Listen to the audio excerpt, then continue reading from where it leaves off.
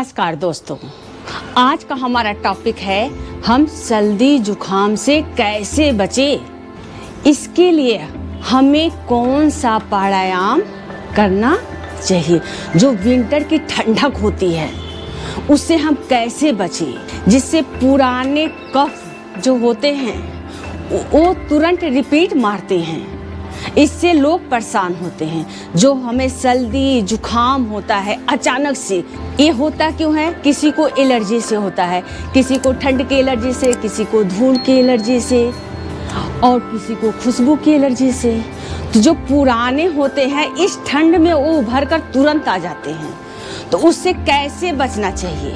सबसे पहले तो आपको इस ठंडक में स्टीम भाप जरूर लेना चाहिए जिन्हें ज्यादा एलर्जी है। और मॉर्निंग के समय आप जो अजवाइन होता है उसे आप भगोने में डाल लें और अजवाइन के पौधों को आप उसमें डालें और काफी देर तक उसे आप खौला लें। उसके बाद आप टॉवेल ले लीजिए और जो भगोना है जिसमें आपने पानी को रखा है उसमें आप सर को ऐसे झुकाइए और उस टॉवेल को, उस जो आपका चादर है, जो शाल है, उसे आप ऐसे करके उसे आप माउथ को खोलकर, पूरे मुंह को खोलकर, फिर नाक के द्वारा, नोज के द्वारा ऐसे खींचिए, माउथ के द्वारा खींचिए, ऐसे करके, जिससे आपके श्वसन संबंधी समस्याएं खत्म होती है। जो गले में स्वेलिंग हो जाती है, गला खराश हो जाता है, तो अजवाइन का भाप आप लीजिए तो बहुत ज़्यादा फायदा करेगा आपको। और उसके बाद आप अदरक का आप काढ़ा बनाइए, उसमें थोड़ी सी काली मिर्च डालिए। ये मैं नहीं कहती कि बहुत ज़्यादा आप अदरक का यूज करें, थोड़ा अदरक डालिए और काफ़ी देर पकाइए उसे। इस ठंडक में आप पिएंगे तो आपको काफ़ी रिलीफ मिलेगा। जितनी चीज़ें आप ये घरेलू कर सके, जो कि आपके किचन में मौजूद होती हैं सारी चीज़ें, लेकिन हमें सिर्फ करना होता है। आप अजवाइन का भाप लीजिए, अजवाइन को बॉईल करके 1 गिलास पानी डालिए, उसमें अजवाइन डालिए और थोड़ा सा 1 कप बच जाए, फिर उसे पीजिए। आप सुबह खाली पेट पीजिए गुनगुना करके, देखिए आप दिन भर अपने आप को तरोताज़ा महसूस करेंगे और जितना कफ होगा वो भी आपका बाहर हो जाएगा और एलर्जी की संबंधित समस्याएं आपकी खत्म हो जाएंगी। ये तो हो गया आप भाप लेने के लिए। अब हमें कौन सा हम प्राणायाम करें जिससे इस ठंडक में हमें गर्माहट मिले। योग में कहा गया है शिव और पार्वती के मिलन को योग कहते हैं। ये योग की परिभाषा है। तो जो हमारा शरीर है, अर्ध भाग हमारा शिव का होता है और अर्ध भाग हमारा पार्वती का होता है। जो शिव का भाग होता है वो हमारा सूर्यभेदी होता है और जो लेफ्ट का हमारा भाग होता है वो चंद्रभेदी होता है, शीतल होता है। तो राइट हमारा सूर्य गर्म होता है जिसे हम सूर्यभेदी प्राणायाम करते हैं और लेफ्ट को हम चंद्रभेदी प्राणायाम करते हैं। तो इस जाड़े में हमें सूर्यभेदी का प्राणायाम करना चाहिए। और कपाल भाती जो शोधन क्रिया है उसे मैं आपको करके बता रही हूँ कैसे करना चाहिए। इस कपाल भाती को इस सीजन में, इस ठंडक में अपने आप को गर्माहट महसूस करने के लिए। तो चलिए अब हम स्टार्ट करते हैं। बहाना तो कोई भी मिल सकता है कि हम कहीं सफर पे गए हैं तो योगा मैट लेके नहीं चले हैं, मैं कैसे करूं, किस प्रकार से करूं। अभी आप देखिए मैंने इस चादर को फोल्ड किया है और मैंने बिछाया है, उसी पे मैं योग करके आपको बता रही हूँ। ऐसे आप भी कहीं जाइए, आपका योगा मैट छूट जाता है, आप चादर, कालीन किसी पे आप बिछाकर कर सकती हैं। नहीं कर सकते आप, ठंडक बाहर ज़्यादा लग रही है आपको, तो आप बेड पे बैठे बैठे इनको करिए। और जो बुजुर्ग हैं उन्हें भी बेड पे बैठे बैठे इनको कराइए। देखिए जो होती है ना जोड़ों की समस्या, वो खत्म हो जाती हैं इन प्राणायामों को करने से, इन गर्माहट को महसूस करने से, ऐसे काढ़ा पीने से। तो चलिए हम इसी प्रकार बैठते हैं। ये हमारा सुखासन, ये हमारा ज्ञान मुद्रा हो गया ऐसे। शोल्डर स्ट्रेट ऐसे होना चाहिए। अब हम अर्ध पद्मासन लगाते हैं इस प्रकार से। ये हमारा अर्ध पद्मासन हुआ। और हम ये पूर्ण पद्मासन, ये हमारा पूर्ण पद्मासन। और हमने ज्ञान मुद्रा हमने लगाई है। और ज्ञान केंद्र पे हमें डार्क ब्लू कलर स्मरण करना चाहिए। अपने इष्ट का ध्यान करना चाहिए, जो भगवान का त्रिनेत्र बोला गया है। तो उसे हमें स्मरण करते हुए, जैसे हम कपालभाति करते हैं, तो हमें जो हमारी मणिपुर चक्र होती है, जो हम माँ से जुड़े होते हैं गर्भ में, तो हमें उस पर प्रेशर देकर नोज के द्वारा एक्सहेल करना चाहिए। आप थोड़ी देर इसे करिए, इनहेल और एक्सहेल, इनहेल और एक्सहेल 10 से 20 बार करिए। फिर उसके बाद आप सांस को भरें, फिर सांस को छोड़ें।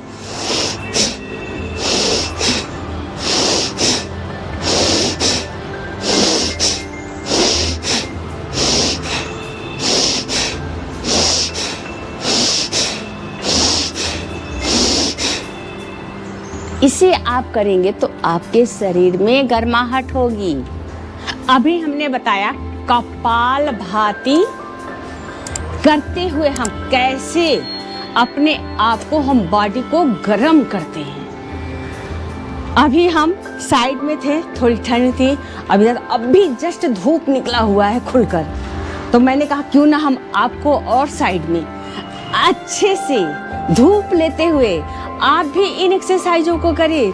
धूप सुबह की और शाम की बहुत ही फायदे करती है, क्योंकि सूर्य की रोशनी में विटामिन डी पाया जाता है। यदि आप सुबह की धूप लें और शाम की धूप लें थोड़ी, तो आपके शरीर में विटामिन डी की कमी होगी ही नहीं, और आपकी हड्डियां भी मजबूत होंगी इस ठंडक में। तो चलिए एक बार और मैं आपको रिपीट करके बता रही हूँ ऐसे। अब हम फास्ट करेंगे, दोनों नोज से सांस को लेंगे और हम छोड़ेंगे भी ऐसे।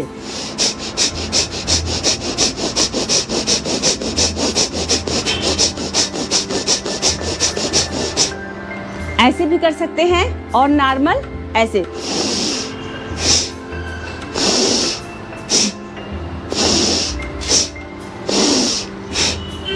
इसे भी आप कर सकते हैं। इसी को आप बहुत फास्ट करते हैं तो आपकी ये जो भस्त्रिका, हम लोग बोलते हैं भस्त्रिका, अब बहुत फास्ट करते हैं तो वो भस्त्रिका प्राणायाम में आ जाता है, वो भी आपकी बॉडी को गर्म करता है। तो चलिए भस्त्रिका मैं आपको करके बता रही हूँ। जो फास्ट, जैसे इंजन चलती है ना, ट्रेन चलती है, पहले स्लो स्लो चलेगी फिर फास्ट चलेगी, उसी प्रकार मैं आपको करके बता रही हूँ। शोल्डर स्ट्रेट, मणिपुर चक्र पे हम प्रेशर देंगे।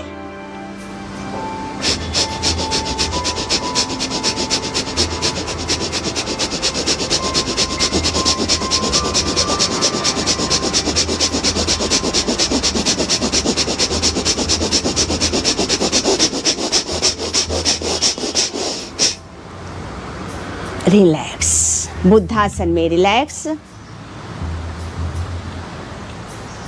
ये हो गया भस्त्रिका। इससे आपकी जठराग्नि गर्म होगी और आपकी बॉडी गर्म होगी और पाचन तंत्र आपका स्वस्थ होगा। अब मैं आपको सूर्यभेदी प्राणायाम आपको बता रही हूँ। इसमें करना क्या हमें है, हमें राइट नोज से सांस को छोड़ना है, लेफ्ट से हमें सांस को लेना है और राइट से हमें सांस को छोड़ना है। तो कैसे हम करें? इधर से हमें राइट को हमने बंद कर दिया, हमें फिंगर कौन सा यूज करना चाहिए? थंब, अनामिका और कनिष्ठिका हमें यूज करना चाहिए। जब भी हम प्राणायाम करते हैं तो हमें फिंगर का विशेष ध्यान रखना चाहिए। मध्यमा और तर्जनी को हमें फोल्ड करना चाहिए ऐसे, इस प्रकार से। अब हम लेफ्ट को हम सांस को ऐसे लेंगे, लेफ्ट से हमने सांस को लिया और राइट से हम छोड़ेंगे। फिर हम लेफ्ट से सांस को लेंगे,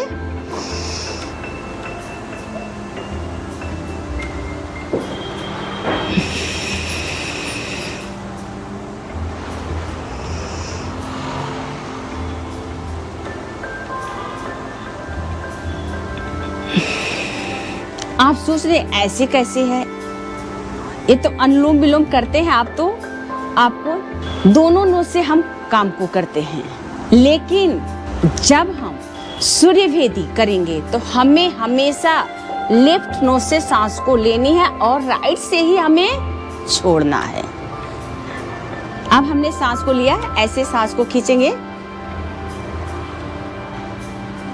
और सांस को हम होल्ड किए और राइट से हम सांस को, क्योंकि राइट हमारा सूर्यभेदी है, गर्म है, फिर छोड़ते हुए वापस। फिर हम सांस को भरेंगे लेफ्ट से,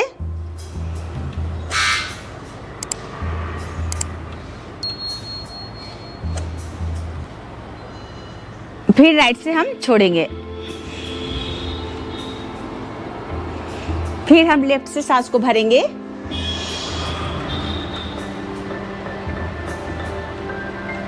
और राइट से छोड़ेंगे।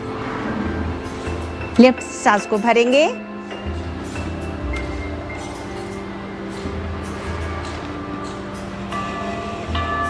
राइट से हम छोड़ेंगे। ये हमारा होता है सूर्यभेदी प्राणायाम। आप ऐसे भी कर सकते हो, आपने लेफ्ट को बंद किया, राइट से लेंगे, राइट से ही छोड़ेंगे हम, तब भी आपको फायदा करेगा, ये आपकी बॉडी को गर्म करेगा।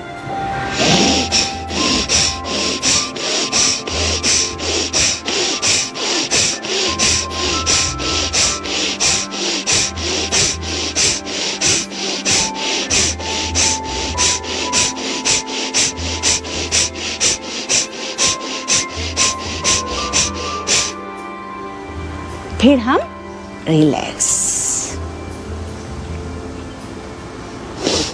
ये ठंडक में बहुत ही लाभकारी है।